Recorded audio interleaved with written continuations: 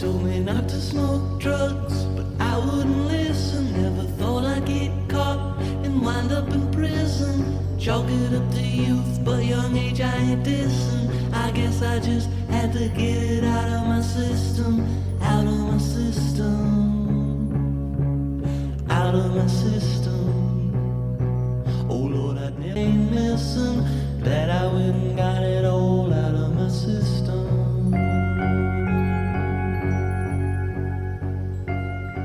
And welcome to another episode of Uncarcerated. I'm Lee Scott. I'm your host. This is the show where we talk to folks in and out of the carceral system, justice impacted folks, and advocates and community members working on things that we care about. So right now I'm awaiting a phone call from someone who's sitting inside a jail. I'm not going to say the name of the jail, and I'm not going to say the name of the person because they're still awaiting a court date. And the reason I wanted to have this person on is because their story, I think, is emblematic of how broken and frankly fucked up our system is. I went to court last week for a friend of ours, community member who had a misdemeanor case, has completely rebuilt her life over the last year, reconnected with her kids, gotten housed. She faced every barrier possible and had this one last hurdle for a misdemeanor and had to go stand in front of this judge, humiliating, embarrassing, zero reason that she had to be there. But we all went to speak on her behalf and show support. And it was startling to me. I go to court often to advocate for people, and I'm never not shocked at how broken and fucked up our system is. Every single person that they trotted out there from the jail in your orange uniform, you're shackled, they bring you over to the courthouse in a van, you're tired, humiliated, depressed, and the power imbalance, everything, your freedom, your connection to your family, your friends, employment, your life is all in the hands of a couple of people who are not impacted by these systems at all. And every single person they brought out there did not belong in jail. 100% of them. I sat there and I thought, zero reason any of these folks should be going to court from jail. And that's where our system is really broken. We have misused the jail and prison system. Every single person that went up there was there for driving on a suspended license, failure to appear, technical violations of probations. And I thought to myself, these are not murderers. You could let this person, every one of these people, out today, and our community is not going to be less safe. And so that brings me to what hopefully will be a phone call here shortly from the jail, because this guy in particular, sitting at his jail for his county, is there for a technical probation violation for being late on Christmas. So this guy sat in jail for months last year on a nonviolent crime, suffered from mental health and substance use issues, gets charged. I'm not actually clear on what he was charged with, but it was a nonviolent crime. It was property crime. We'll talk to him about those details. And he sat in jail for months, and he's released and was able to get into sober living. And he gets into sober living, and his first or second day there, he goes to check in with probation. He said, here are my goals. I want to maintain sobriety. I want to maintain housing. I've been homeless off and on for a really long time, and I'm kind of over that lifestyle. So I'm here to rebuild my life, and I've started that by getting into sober living. And so he's at this sober living. He goes and meets with his probation officer, and they said, "Oh, were you not clear on this? You've been released to community control." So I'm going to explain what community control is. There's a few different levels of probation. One of them is just regular probation, and you go check in with your probation officer, and you're drug tested, and you have fines and fees. You could also be placed on an ankle monitor, which is a version of community control. And then there's just community control where you're not on an ankle monitor, but you still have a curfew. You can't come and go as you please. There's all sorts of barriers to success when you're on community control. You can't drive around looking for jobs. You can't go on interviews. Very limited in what you can leave the house for. You're basically house arrest, right? So he was not informed of this before he was released. Very poor communication. They release him at 3:00 in the morning. He makes his way over to the sober living. He's there for a couple of days, and he's ready to start going to NA meetings and get into therapy and be involved in his community and ride around looking for jobs. You know, all of the stuff you have to do when you come home.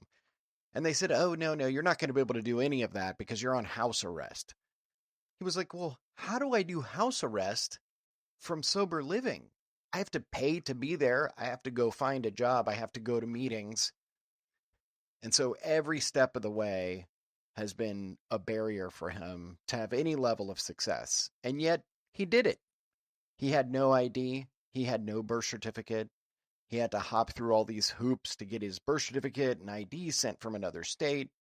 He had to hop through all these hoops to apply for jobs remotely with the fear of having his probation officer call the employer before his interview and go, hey, I'm his probation officer, just making sure he's going to be there at 2 p.m. for his job interview. You know, because every employer, that's exactly who they're looking for.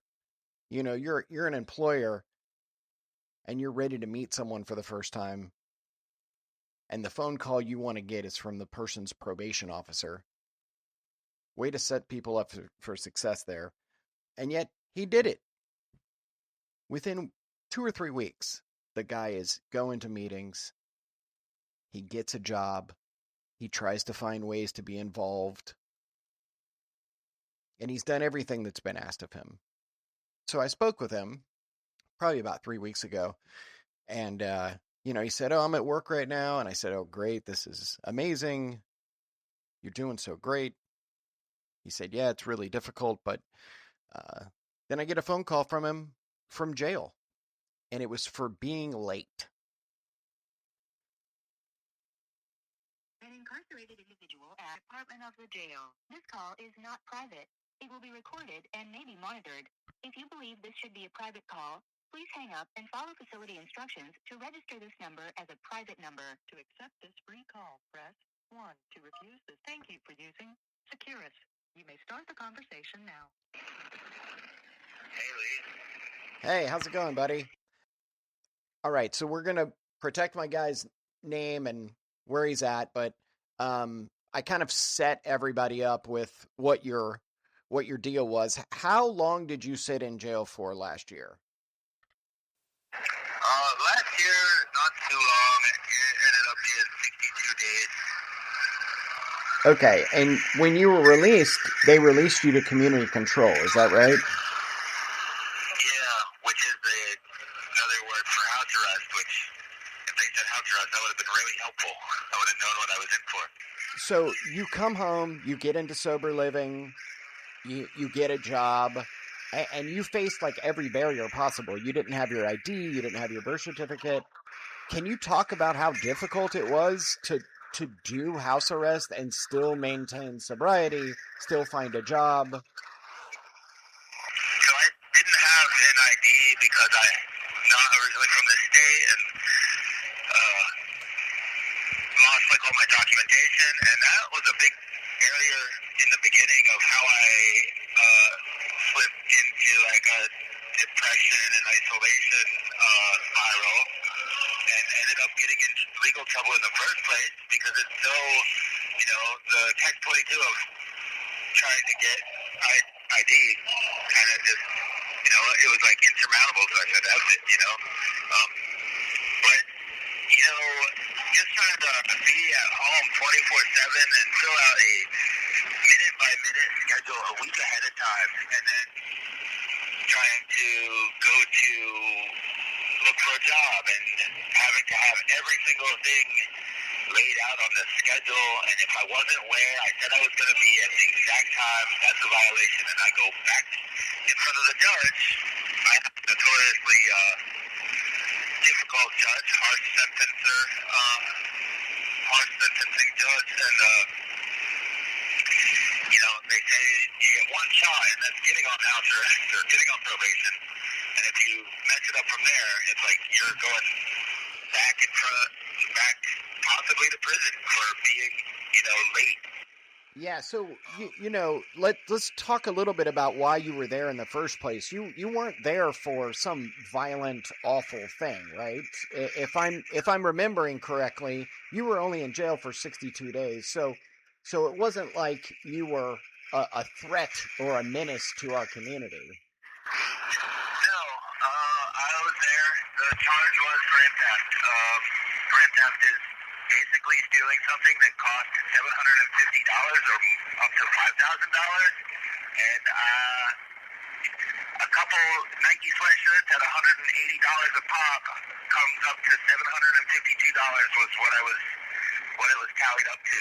So that made it a felony and made it possible for me to go to prison for basically stealing because, without the ID, I remember I tried to sell plasma. That's like a way that people, can make a little cash to get by, even being homeless. And I couldn't do it because I couldn't get ID. I couldn't figure out a way around it. And ended up trying to survive through these other means. Just retracing the steps here. You can't get ID, you can't get your birth certificate, so then you can't get employed, you can't even sell plasma, and so you're hungry, you're on the streets, you steal. It's about $750. For that, you sit in jail for 60 days or so, and they release you not just to probation. They didn't put you in a program. They didn't sentence you to rehab or any of those kind of therapeutic programmings. They release you to the most difficult thing you can do, the step right before prison, which is house arrest.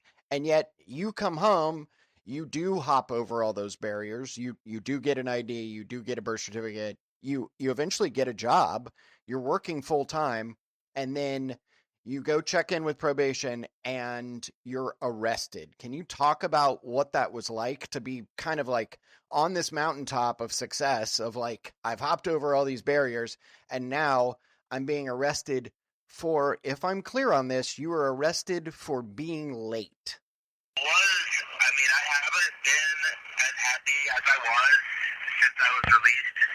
Even to house arrest, which I knew, and my probation officer said it's unnecessarily strict, but he just had to do his job. And I was filling out these schedules and going to a lot of meetings, like self-help meetings, AA meetings, different, like group therapy kind of sessions. And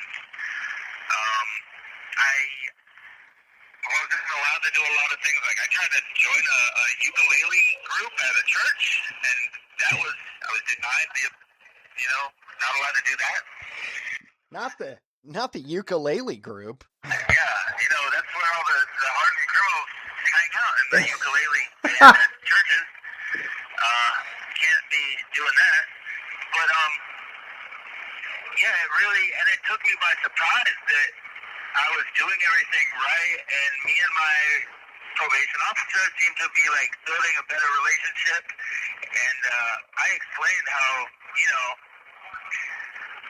a lot of like getting back from like homelessness and substance use issues and mental health, like neglecting mental health for so long is like building a life that is worth living, that is appealing to and building connections with other people. And, you can't just go sit in a meeting for 60 minutes and then hightail it right home. Sometimes a lot of people will tell you that part of recovery is, making connections and friends and, just kind of having coffee and bullshitting for a little while before and after a meeting. It's not something that I think is really feasible. unless you're some sort of, like, it just doesn't really make sense, you know? Yeah, I just want to speak real quick to the impossibility of house arrest when you're coming from homelessness. You don't have a vehicle, so you've got to ride the bus or ride a bike everywhere. You don't have sustainable housing. You have to pay week to week in a sober living.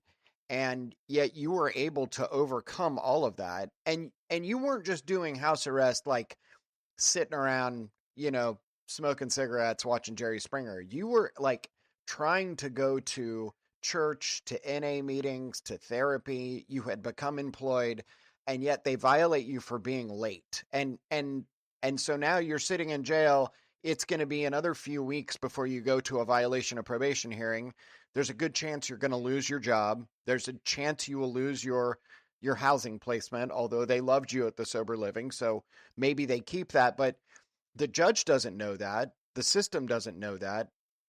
For all they know, you've lost everything now because you didn't follow their arbitrary rules about being on time somewhere. And it wasn't like you were late to buy drugs.